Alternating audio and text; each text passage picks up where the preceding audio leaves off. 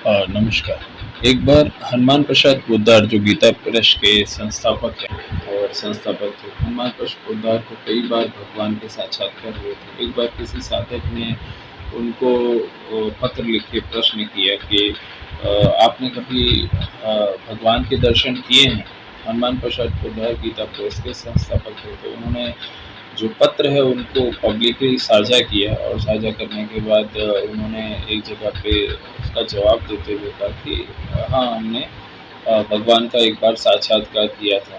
तो जब उनका एंडिंग टाइम चलता था तब उन्होंने कुछ जगह पे जो प्रवचन वगैरह दिए थे या जो कहा था, तो उसके अंदर ये घटना का ज़िक्र किया था। हनुमान प्रसाद पोद्दार एक सिद्ध पुरुष थे। भगवान में उनमें अत्यंत रुचि थी और भगवान के काफ़ी बार उन्होंने दर्शन भी किए थे। इसमें ऐसा था कि उनके एक ये सत्य घटना है। हनुमान प्रसाद पोद्दार का आप काफ़ी पुस्तक देखेंगे, गीता प्रेस गोरखपुर आज जो चल रही है वो हनुमान प्रसाद पोद्दार और इन्हीं इन्हीं लोगों की मेहनत की वजह से चल रही थी। अब हनुमान प्रसाद पोद्दार जी जो थे वो उनके एक मित्र थे और उनका मित्र का एक मित्र था। उन्होंने उनके मित्र को ऐसा कहा कि उनके ऊपर एक तो बहुत बड़ा संकट आ गया है, आर्थिक संकट आ गया है और उस संकट को दूर करने के लिए वो हनुमान प्रसाद पोद्दार से रिक्वेस्ट करें। तो वो गोरखपुर आए और गोरखपुर आके उनको हनुमान प्रसाद पोद्दार जी को कहा कि आप मेरे मित्र की आप सहायता कीजिए। हनुमान प्रसाद पोद्दार के मित्र ने, मित्र और घनिष्ठ मित्र थे तो हनुमान प्रसाद पोद्दार ने अपने मित्र को कहा कि हाँ ठीक है, क्या समस्या है उनकी? तो उन्होंने बोला कि उनकी एक आर्थिक समस्या है, उसको दूर करने के लिए वो चाहते हैं कि आप वो चीज़ के लिए आप उनकी सहायता करें। और उन्होंने उनको पूछा कि आप इस तरह से सहायता कीजिए, नहीं तो मैं मानूँगा कि भई आपको आप आपने कभी भी जो भी आप ये सब जो बताते हैं इसके अंदर कोई भी तथ्य नहीं है। ऐसा कुछ भी भगवान की पूजा पाठ करने से कुछ नहीं होता है, ऐसा सब उन्होंने उनको कहा।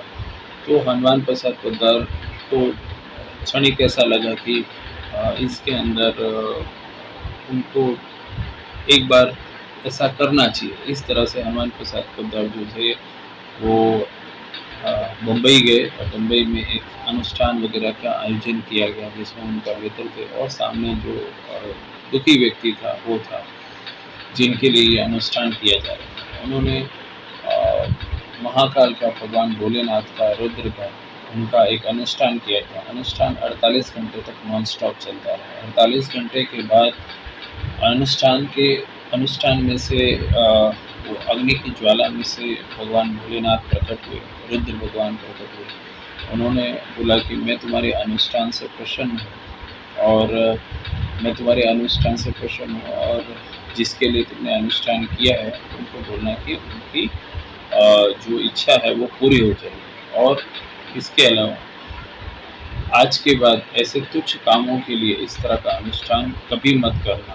अगर इस तरह के तुच्छ कामों के लिए अनुष्ठान करोगे और मुझे बुलाओगे तो तुम्हारा ही विनाश होगा। ऐसा उन्होंने रुद्र भगवान महादेव ने बोला कि उनको बोलना कि जिसके लिए अनुष्ठान किया वो अनुष्ठान उसका पूरा हो गया और उनको उनको वो चीज़ का, उनको आर्थिक संकट से दूर हो जाएंगे। और जो यज्ञ करने वाले हनुमान प्रसाद पोद्दार और उनके साथ में थे, उनको बोला कि ये अनुष्ठान फिर से ऐसे तुच्छ कामों के लिए नहीं करने का, अगर करेंगे तो आपका ही विनाश होगा। और फिर वापस भगवान भोलेनाथ रुद्र जो थे उसी अग्नि में, यज्ञ की अग्नि में वापस समाहित हुए। अब ये चीज़ के अंदर ये हनुमान प्रसाद पोद्दार की प्रत्यक्ष देखी हुई बात है। उसके बाद जो पीड़ित व्यक्ति था जिसने ये इस चीज़ के लिए हनुमान प्रसाद पोद्दार को चैलेंज किया था कि हमारी भारतीय संस्कृति, हमारे देवी देवता या मंत्र जाप ये सबसे क्या होता है, उससे हनुमान प्रसाद पोद्दार ने वो चीज़ अनुष्ठान किया और अनुष्ठान का 48 घंटे में भगवान रुद्र, भगवान भोलेनाथ और भगवान शिव के साक्षात दर्शन किए। उसके बाद उसमें जो पीड़ित व्यक्ति था उस समय के टाइम पे जो पीड़ित व्यक्ति था वो सोने चांदी का वो खरीदी करते थे और वो चीन से वो खरीदी वगैरह की जाती थी। तो उस समय के टाइम पे उसने कोई जो सौदा बढ़ रहा था उसकी जगह पे घट रहा था, इस तरह से करके कोई चीज़ उसने कुछ खरीदी थी। तो जब उसने जो सामने खरीदी की थी, वो चीज़ खरीदी करने के बाद वो जो उसको 30 लाख रुपए का नुकसान हो गया। पर भगवान भोलेनाथ की कृपा से दूसरे दिन जब उसने सामने उसको पूछा कि अभी मुझे कितना पैसा सामने भरना है, तो सडन सामने से जो उसका जो 30 लाख का हिसाब जो नुकसान में था, उसको वो सौदा बिल्कुल उल्टा उसमें लिखा हुआ था। इसने जो चीज़ खरीदी थी उसकी जगह वो चीज़ दूसरी दिशा में हो गई, जिसकी वजह से उसको 30 लाख रुपए का मुनाफ़ा हो गया और वो हिसाब ही उनके रजिस्टर में से बदल गया और उसको 30 लाख रुपए का फ़ायदा हो गया। सामने वाले ने कुछ अलग सुन के अलग ही हिसाब लिखा था और 30 लाख रुपए का उसको मुनाफ़ा हो गया। तो जब 30 लाख रुपए का उसको मुनाफ़ा हो गया, यानी एक ही वो जो सामने जो सौदा था, जो सामने चीज़ थी, वो पलट गई थी। उसको 30 लाख रुपए का मुनाफ़ा। तो उन्होंने बाद में हनुमान प्रसाद पोद्दार के मित्र का धन्यवाद किया, हनुमान प्रसाद पोद्दार का धन्यवाद किया। हनुमान प्रसाद पोद्दार ने अपने मित्र को नमस्कार कर दिया कि भाई आज के बाद ऐसे तुच्छ कामों के लिए मुझे ना बुलाना, ना मुझे बोलना। हमारे भगवान भोलेनाथ, भगवान रुद्र, भगवान महादेव सब साक्षात हैं और भगवान ने ही स्वयं कहा है कि ऐसे तुच्छ कामों के लिए हमें ना बुलाएं। और इसीलिए ये जो बात है ये सत्य घटना है। ये हनुमान प्रसाद पोद्दार ने प्रत्यक्ष भगवान के दर्शन किए, भगवान के दर्शन करके अनुभव किया और ये चीज़ आप लोगों के समक्ष हमने आपको बताई है।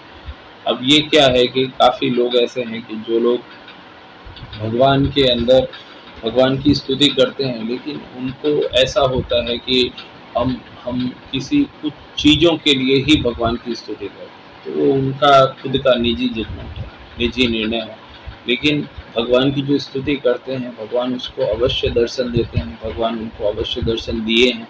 ऐसे कितने ही प्रसंग है। एक दूसरा प्रसंग है उसके अंदर ऐसा है कि एक